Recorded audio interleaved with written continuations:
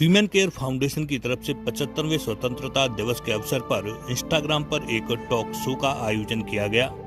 जिसमें दिल्ली पुलिस की एसीपी सुरेंद्र जीत कौर मुख्य वक्ता की भूमिका में रहीं।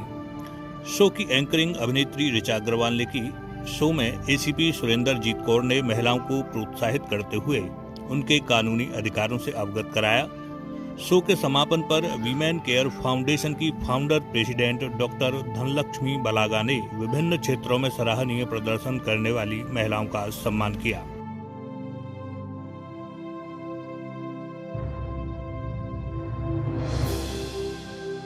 चलिए हम शो को आगे बढ़ाते हैं और जो हमें मैसेज देना है, एक इंस्पिरेशनल मैसेज की लोग आए। जैसा कि आपने बोला कि हाँ, कोई भी जॉब करे लेकिन वुमेन्स को करनी चाहिए, एक इंडिपेंडेंट लाइफ जीनी चाहिए, वो बहुत जरूरी है।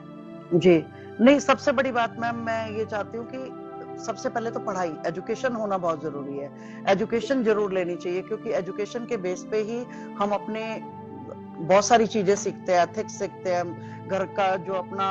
एक कल को हमें अपने बच्चों को अगर एजुकेशन देनी है, तो अगर हम खुद एजुकेटेड नहीं है तो वो क्या पढ़ रहे हैं, क्या आजकल आपको पता है गैजेट्स में बहुत सारी चीजें, अगर बच्चा हमारे सामने कोई चीजें खोल के अपना कुछ भी कंप्यूटर पे कर रहा है तो हम देख ही नहीं पाएंगे, क्योंकि हमें उसकी नॉलेज नहीं है। तो मेरा ये कहना है कि वुमेन्स को हर फील्ड में आगे आना चाहिए। उनको एजुकेशन सबसे पहले तो जरूरी लेनी चाहिए, और साथ में उनको ये भी है कि वो लॉ का कई लोग लिख रहे हैं मैम की जो मिसयूज करती हैं वुमेन्स जो लॉ का, तो उनके लिए भी मैं मैसेज देना चाहूंगी कि अगर सोसाइटी ने या हमारी सरकार ने बहुत सारे ऐसे लॉ बनाए हैं तो वो वुमेन्स की हेल्प के लिए बनाए हैं, तो उनको हमें मिसयूज नहीं करना चाहिए। जो करेक्ट है, जो हमें जहां जरूरत है, जहां पर हमारी राइट्स को जो डिस्टर्ब किया जा रहा है या हमारे राइट्स जो है वो छीने जा रहे हैं हमसे, या हमें वो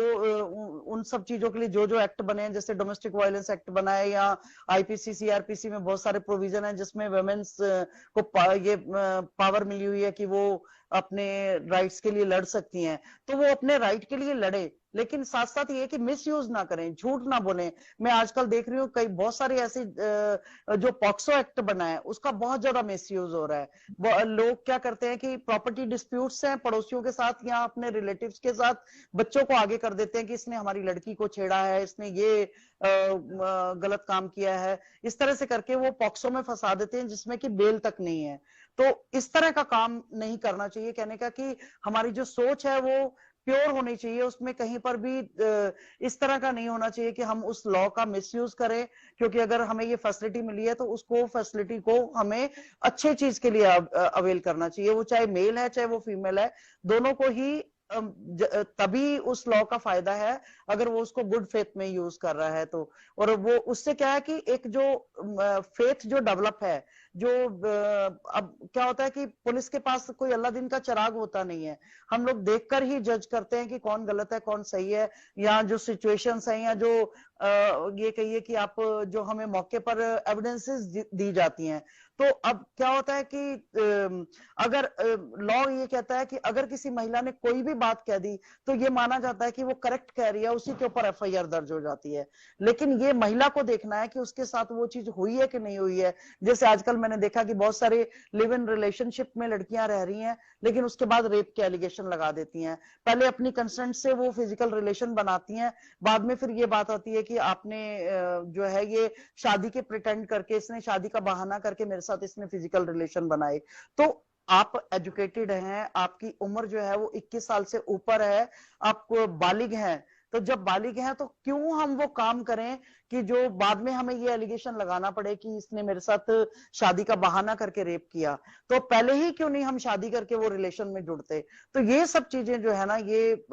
होना बहुत जरूरी है। ये मैं इसीलिए कहती हूँ कि महिलाओं को जो राइट्स मिले हैं, तो अगर उसका मिसयूज होगा तो वो फिर अमेंडमेंट करके उन राइट्स को वापस भी ले लेगी गवर्नमेंट। तो हमें वो जो अपनी एक चीजें जो मिली हैं, जो अपॉर्चुनिटी मिली है, या ये कहिए कि जो हमें प्रोटेक्ट करने के लिए सरकार ने कानून बनाए हैं, तो उनका हम मिसयूज ना करें, उनको हम अपने राइट डायरेक्शन में यूज करें, ताकि अगर हम पुलिस ऑफिसर के पास जाएं तो उसको ये ना लगे कि ये सभी औरतें एक जैसी होती हैं। ये वाली बात नहीं आनी चाहिए, उसमें ये लगना चाहिए कि वाकई में ये सफरर है। मिसयूज गलत ही है। वाकई में कहीं ये ना सफरर है, और उसको तभी वो प्रोटेक्ट भी कर पाएंगे, तभी वो कोई उनको हेल्प भी दे पाएंगे, और उनको किसी भी तरीके से जो है वो एक लॉ के अंदर जो भी कानून बने हैं उसके अकॉर्डिंग वो तभी हेल्प दे पाएंगे अगर महिला या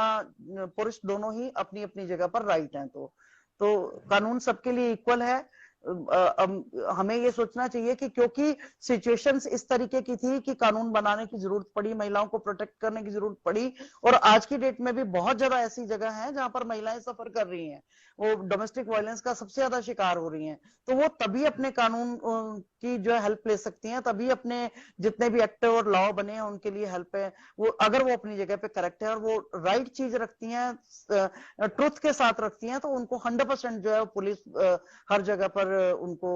हेल्प करने के लिए तैयार है, और एज पर लॉ जो है कानून को हर जगह पर न्याय देने के लिए तैयार है। तो ये सब चीजें मैं चाहती हूँ कि